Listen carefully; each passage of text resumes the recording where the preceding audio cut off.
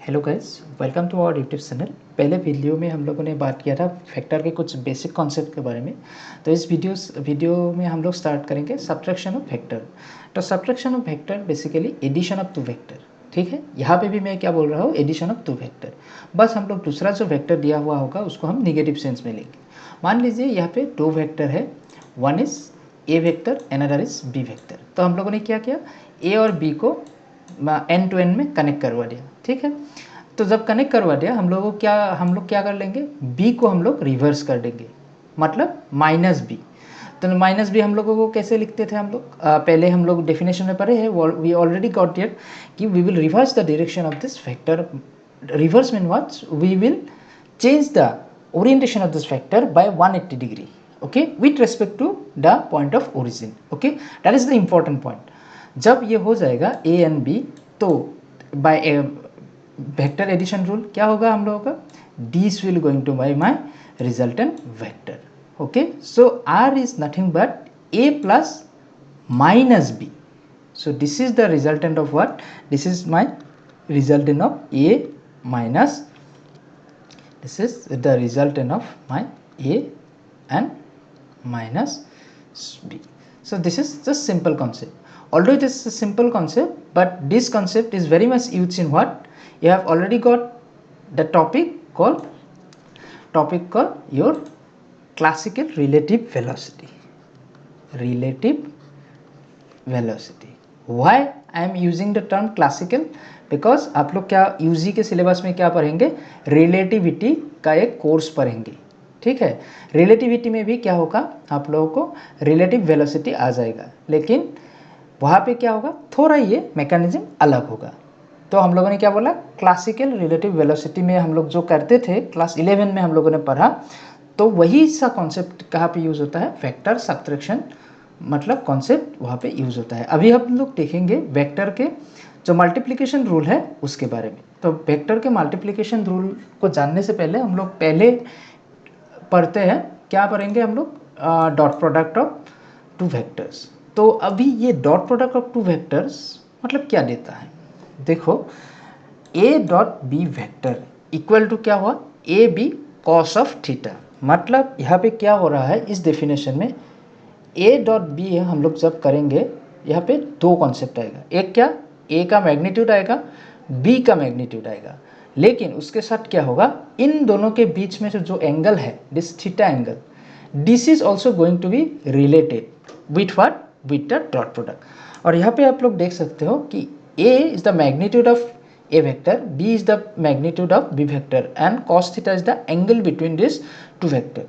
तो ये क्या हुआ, this going to be my scalar quantity, this all thing is going to be my scalar quantity. So इसको हम लोग इसको इसलिए और एक नाम में बोलते हैं, क्या बोलते हैं उसको, स्केलर प्रोडक्ट. ओके, तो उसका सिग्निफिकेंस क्या है, बेसिकली हम लोग जो यूजी में पढ़ते हैं या फिर हायर क्लासेस में, तो सिग्निफिकेंस समझना बहुत ही इंपॉर्टेंट बात हो जाती है.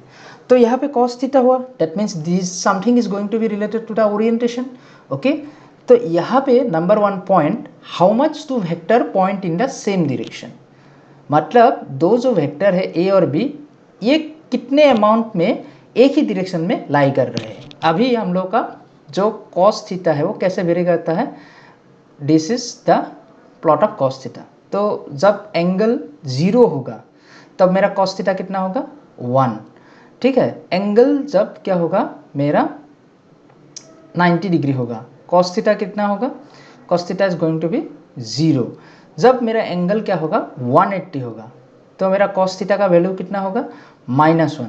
तो ये वैल्यू क्या करेगा, अभी मान लीजिए cos थीटा 0 है, that means this two vector lie in the same direction. तब क्या होगा, ये दोनों वेक्टर एक ही आपस में एक ही डायरेक्शन में कितना अमाउंट पॉइंट कर रहे हैं, just the multiplication of magnitude of A and magnitude of B.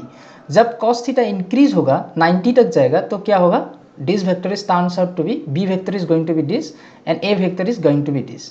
So A vector का बी के डायरेक्शन में क्या है, कुछ भी कंपोनेंट नहीं है, तो my dot product will be going to be 0. अगर क्या हुआ, मेरा ये ए वेक्टर है and B vector is my this direction 180 degree, तो यहाँ पे क्या होगा, मेरा cos थीटा निगेटिव में होगा. तो ये डायरेक्शन में क्या हुआ, दिस इज हाउ मच, कितना नेगेटिव अमाउंट में मेरा एक वेक्टर दूसरे के ऊपर लाई कर रहा है। इसको और एक कॉन्सेप्ट से बहुत सारे बुक्स में डिस्कस करते हैं कि the theta is imagine to be one vector dropping the shadow on the other.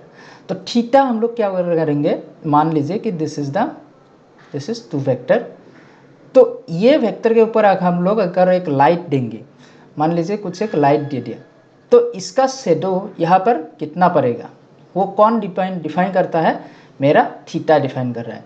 और यहाँ पे डॉट प्रोडक्ट में रोल कौन प्ले कर रहा है, cos theta is going to be is playing the role. Okay, that is why the orientation is important in the dot product. तो dot product basically आप लोग अगर एक लाइन में बोलेंगे तो क्या बोलना है, projection of one vector on to the other, that's it. तो हम लोग अभी दूसरा चीज डिस्कस करेंगे। दूसरा कौन सा वाला, already you guys are know that cross product. Okay, तो एक हो गया डॉट प्रोडक्ट, दूसरा हो गया हम लोग का क्रॉस प्रोडक्ट। तो हम लोग आएंगे अभी क्रॉस प्रोडक्ट के ऊपर। तो क्रॉस प्रोडक्ट में क्या होता है, cross product of two vector, दो वेक्टर का क्रॉस प्रोडक्ट। यहाँ पे भी क्या हुआ है, A and B and sine theta. Remember cos theta कैसे वेरी होता था, यहाँ पे अगर थीटा मेरा 0 से 90, कॉस थीटा कैसे वेरी होता था, कॉस थीटा मेरा 1 to 0। साइन थीटा क्या हुआ, sine theta 0 to 1। That means हम लोग यहाँ पे क्या बोल सकते हैं, the concept of dot product and the concept of cross product is converse to each other. Okay, this is one of the concept, हम लोग ऐसे समझ सकते हैं। यहाँ पे क्या हुआ, a cross b, a b, the magnitude of A and magnitude of b, again this is the sine theta. ठीक है, तो this is also going to related with the angle between this two vector. Okay, and what is this n cap, n cap is an unit vector which is perpendicular to both A and b. अगर perpendicular बोला मैं तो दो direction हो सकता है, एक मेरा स्किन के अंदर भी हो सकता है, ये मेरा अंदर भी हो सकता है, और ये अंदर वाला है, और ये क्या था, बाहर वाला, पॉइंट ऐसे करते हैं। ठीक है, तो मेरा अंदर भी हो सकता है, बाहर भी हो सकता है। तो हम लोग तो ये बोल लिया कि क्रॉस जो यूनिट वेक्टर है क्रॉस प्रोडक्ट का, वो हम लोग दो डायरेक्शन में स्पेसिफाई कर सकते हैं। तो कौन डिसाइड करता है कि ये एक पार्टिकुलर डायरेक्शन में होता है, तो ये डिसाइड करता है हम लोग का what, right hand thumb rule. Okay, right hand thumb rule. अगर राइट हैंड थंब रूल क्या बोलता है, अगर आपका क्या है, जो फिंगर है ए वेक्टर के अराउंड आपका पाम दे दिया, उसके बाद जो बी वेक्टर के उसके अराउंड आप लोगों ने अगर हैंड को कर्ल किया, ठीक है, अगर आप लोग हैंड को कर्ल करेंगे, जो आपका थंब का डायरेक्शन होगा, this is going to be my what, this is going to be the direction of unit vector. यहाँ पे क्या, अगर this finger indicates your a vector, a के डायरेक्शन पे है, और this finger, this middle finger is pointing along my b का direction, then thumb जिस डायरेक्शन में जाएगा, अगर नीचे गया तो यूनिट वेक्टर का डायरेक्शन नीचे होगा, अगर ऊपर गया तो उसका डायरेक्शन ऊपर होगा। तो अभी आप लोगों ने क्या समझा, इस कॉन्सेप्ट से एक बहुत ही पार्टिकुलर कॉन्सेप्ट आता है कि क्रॉस प्रोडक्ट में क्या होता है, दो वेक्टर एक ही प्लेन पे लाई किया, ठीक है, लेकिन तीसरा वेक्टर क्या होगा, हमेशा परपेंडिकुलर टू दिस प्लेन, यहाँ पे जो प्लेन दिखाई दे रहा है इस प्लेन के परपेंडिकुलरली लाई करेगा। ओके, तो अगर परपेंडिकुलरली लाई करेगा तो क्रॉस प्रोडक्ट एक ऐसा चीज़ है which is only works in 3 dimension. मतलब क्रॉस प्रोडक्ट को डिफाइन करने के लिए हमको 3 डायरेक्शन पॉसिबल होना पड़ेगा, क्योंकि 2 डायरेक्शन में आप लोग को वो ऐसा वेक्टर नहीं मिलेगा which is perpendicular to both of this vector again in 4 dimension और in many dimension. Many dimension में क्या होगा, दो वेक्टर के परपेंडिकुलर के अलोंग आप लोग बहुत सारे ऐसा यूनिट वेक्टर ले सकते हैं, ऐसा कोई यूनिट वेक्टर नहीं मिलेगा। That is why cross product is only limited to 3 dimensional space. Okay, ये बात पॉइंट आप लोगों को नोट करना है। एंड हम लोगों ने जो बोला था कि एक क्या होता है आप लोगों का पोलर वेक्टर होता है और एक होता था ट्रांसलेशनल वेक्टर। तो पोलर वेक्टर की डेफिनेशन में क्या बोला, जो वेक्टर रोटेशन को आप लोगों को क्या करता है, डिफाइन करता है। सो क्रॉस प्रोडक्ट में क्या होता है, किसी भी चीज़ का रोटेशन आप लोगों का वो दे के देता है, ठीक है। तो इसीलिए क्रॉस प्रोडक्ट से जो वेक्टर आप लोगों को इमर्ज होगा, जो आप लोगों को आउटपुट मिलेगा, this vector is going to be my what, this vector is going to be the, यहाँ पे हम लोगों ने पहले वीडियो पे समझाया था, तो वो वेक्टर आप लोगों को क्या होगा, होगा एक्सियल वेक्टर, एक एक्सिस के अलोंग लाई करेगा। और another thing is that cross product को डिफाइन करने के लिए आप लोगों को क्या करना पड़ेगा, एक कोऑर्डिनेट सिस्टम को ऑलरेडी डिफाइन करके रखना पड़ेगा, ठीक है। सो अगर ये फिंगर मेरा ए वेक्टर के अलोंग है and this finger is my along B vector, then my thumb will give the direction of unit vector which is perpendicular to both A and B. वही कंसेप्ट हम लोगों ने समझाया था, यहाँ पे भी वही लिखा हुआ है। तो यहाँ पे ये मैंने वही लिख दिया। अभी क्या है, अभी यहाँ पे एक मैं बात बोलता हूँ, this is notable, one dimension में आप लोगों को सिर्फ एक ही इंडिपेंडेंट वेक्टर मिलेगा, जिसके हिसाब से आप दूसरे वेक्टर्स को क्या कर सकते हो, लिख सकते हो। टू डायमेंशन में क्या होगा, only two independent vector will be dear, okay. बाकी जितने भी सारे वेक्टर मिलेंगे 2D में, वो दो इंडिपेंडेंट वेक्टर के रिप्रेजेंटेशन में आप लोग लिख सकते हो। 3 डायमेंशन में क्या होगा, 3 इंडिपेंडेंट वेक्टर मिलेगा। इतने जितने भी डायमेंशन n डायमेंशन में अगर होगा तो हम लोग को क्या मिलेगा, n इंडिपेंडेंट वेक्टर मिलेंगे, ठीक है, जिससे हम दूसरे वेक्टर्स को रिप्रेजेंट कर सकते हैं। अभी जो हम लोगों ने पढ़ा था डॉट प्रोडक्ट, ये फिजिक्स में कहाँ पे यूज़ होता था, आप लोगों ने क्लास 11 में पढ़ा था, वर्क डन। वर्क डन में क्या होता था, force dot displacement, and work done was what, a scalar quantity. यहाँ पे हम लोग का एग्जांपल क्या होगा, क्रॉस प्रोडक्ट पे। क्रॉस प्रोडक्ट आप लोगों ने कहाँ पे पढ़ा था, क्रॉस प्रोडक्ट आप लोगों ने 11th में पढ़ा था टॉर्क। टॉर्क में क्या पढ़े थे, आर क्रॉस एफ।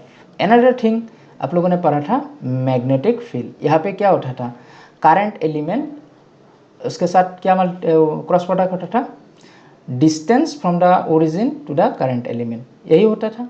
तो क्रॉस प्रोडक्ट से क्या मिले थे, टॉर्क मिला था एंड मैग्नेटिक फील्ड। ऐसा एग्जाम्पल आप लोगों को कभी पूछ सकते हैं एग्जाम पे, ठीक है। अनदर थिंग आएगा मल्टीप्लिकेशन बाय ए स्केलर। अगर कोई एक वेक्टर बी वेक्टर को मान लीजिए, this is going to be by vector, उसको हम लोगों ने किससे मल्टीप्लाई किया, कोई भी एक स्केलर, कोई भी स्केलर हम लोगों ने ले लिया। स्केलर मतलब कोई एक अमाउंट से हम लोगों ने क्या किया, उसको मल्टीप्लाई किया। तो जब हम लोग मल्टीप्लाई करेंगे तो हम लोग को क्या मिलेगा, इस वेक्टर का लेंथ बढ़ जाएगा। Remember, only the magnitude will going to be change, not the direction, okay. So जब आप स्केलर से मल्टीप्लाई करेंगे तो उसका डायरेक्शन सेम ही रहेगा। अभी जो मैंने बोला था इंडिपेंडेंट वेक्टर, तो उसमें क्या होता है, अगर मान लीजिए बी एक इंडिपेंडेंट वेक्टर है, ठीक है, एक डिमेंशन में, तो ये भी क्या होगा, ये वेक्टर को हम लोग विथ रिस्पेक्ट टू बी हम लोग रिप्रेजेंट कर सकते हैं, ओके। अगर कुछ भी समझ में नहीं आया तो आप लोग प्लीज़ हमें कमेंट बॉक्स में लिखिए। We will try to make another video by explaining all those confusion, okay. तो नाउ हम लोग जाते हैं कंपोनेंट्स ऑफ वेक्टर पे। तो अगर एक वेक्टर, हम लोगों ने बोल ही दिया था ऑलरेडी कि कुछ इंडिपेंडेंट वेक्टर होगा जिसके हिसाब से हम लोग दूसरे वेक्टर को रिप्रेजेंट करते हैं। अभी component of vector in two dimension में क्या होगा, मान लीजिए हम लोगों ने एक वेक्टर लिया, कौन सा वाला, a vector, this is my vector. तो इस वेक्टर को हम लोग क्या करेंगे, ये एक इंडिपेंडेंट वेक्टर है, ये एक इंडिपेंडेंट वेक्टर है। रिमेंबर, इंडिपेंडेंट वेक्टर आप लोग किसी भी चीज़ को मान सकते हो। मैंने XY सिस्टम को इंडिपेंडेंट वेक्टर मान लिया, तो अभी हम लोग ए वेक्टर को इसके अलोंग और इसके अलोंग रिजॉल्व करेंगे। तो हम लोग रिजॉल्व कैसे करेंगे, यूजिंग द डॉट प्रोडक्ट। इसीलिए हम लोग डॉट प्रोडक्ट पहले पढ़े थे, projection of this vector along this and along this. तो जिसका हम लोग प्रोजेक्ट कहाँ करेंगे, यूनिट वेक्टर। यूनिट वेक्टर का मैग्नीट्यूड कितना होता है, 1 होता है। तो A dot I cap is going to be projection of my A vector along X direction. Okay, तो क्या होगा, ए कॉस थीटा। समझ में आ गया, cos theta is the angle between this and this vector. And यहाँ पे मैग्नीट्यूड यूनिट वेक्टर का कितना है, 1, so it is a cos theta. अभी ए वाई, ए अलॉन्ग जे डायरेक्शन, तो अगर ये एंगल मेरा 90 डिग्री थीटा है, तो ये एंगल कितना होगा, obviously this angle is my 90, this angle is 90, so this angle is going to be, this angle is going to be what, this angle is going to be 90 minus theta. तो हम लोग क्या करेंगे, basic definition से जाएंगे, a cos pi by 2 minus theta, so a sine theta. तो ये amount कितना हुआ, a sine theta, and this amount is my A cos theta. तो ऐसे ही वेक्टर को हम लोग रिजॉल्व करेंगे। ठीक है, यहाँ से हम लोग एक इम्पॉर्टेंट कंक्लूजन के बारे में जाएंगे। तो अगर अभी वेक्टर को हम लोगों ने लिखना है क्या, आई कैप और जे कैप दो इंडिपेंडेंट वेक्टर के हिसाब से, तो इस डायरेक्शन में कितना अमाउंट है मेरा, ए एक्स आई कैप प्लस क्या होगा, ए वाई, इस डायरेक्शन में कितना है, ए वाई प्लस जे कैप। तो ए एक्स कितना था, ए कॉस थीटा, एंड ए जे कितना, ए वाई कितना था, ए साइन थीटा। तो ए cos theta I cap plus sine theta J cap. हम लोग को पता है कि ए वेक्टर का मैग्नीट्यूड कितना है, ए है। तो अगर मैग्नीट्यूड ए है तो ये चीज़ मेरा कितना होना पड़ेगा, cos square theta plus sine square theta equal to 1। So हम लोग क्या कैसे लिखेंगे इस टर्म को, magnitude of vector a equal to root over a x square plus A Y square. तो ये जब करेंगे तो क्या निकलेगा, a square cos square theta plus a square sine square theta. अगर ए स्क्वायर को रूट ओवर से बाहर निकल के आए तो ए रहेगा, और यहाँ पे cos square theta plus sine square theta equal to 1। So any vector can be represented by what, any vector हम लोग ए को, किसी भी वेक्टर ए को हम लोग कैसे रिप्रेजेंट कर सकते हैं, we can represent it a by a cap. A cap is the unit vector along the direction of ए।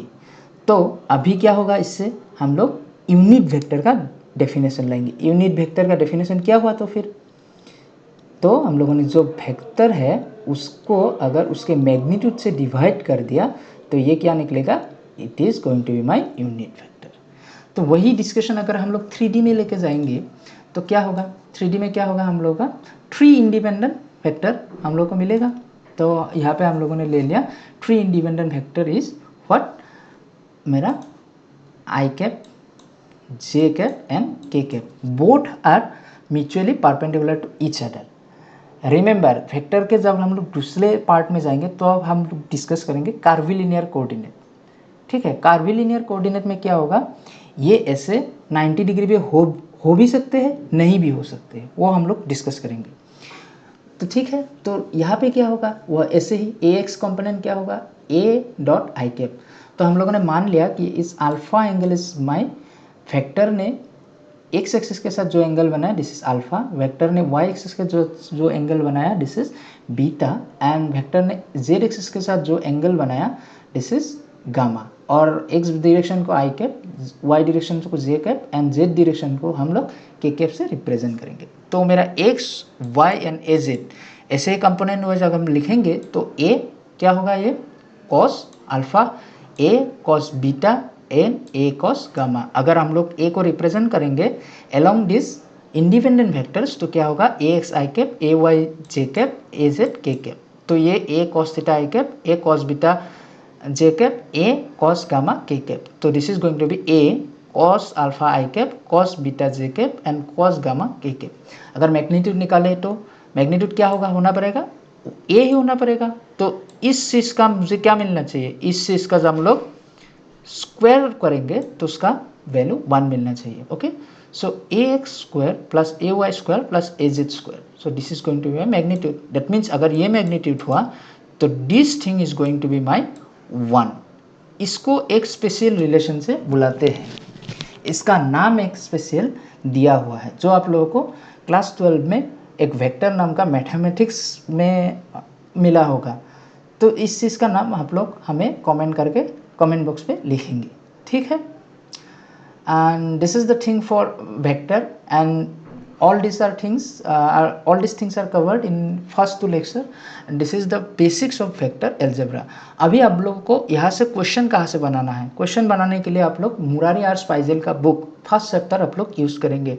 और वेक्टर्स एल्जेब्रा से इतना क्वेश्चन यूजी में आता नहीं है, वेक्टर कैलकुलस से बहुत ज़्यादा आता है, तो इस पार्ट का न्यूमेरिकल्स आप लोग स्किप भी कर सकते हो, और अगर करना है तो कैसे कर सकते हो, उस बुक से कर सकते हो वेक्टर एनालिसिस, ठीक है, उसका सॉल्व एंड अनसॉल्व एग्जांपल्स भी है, वहाँ से भी कर सकते हो, या फिर कोई भी मैथमेटिकल फिजिक्स का बुक उठा सकते हो, जैसे कि एच की दास का बुक उठा सकते हो, वहाँ से भी आप लोग कर सकते हो।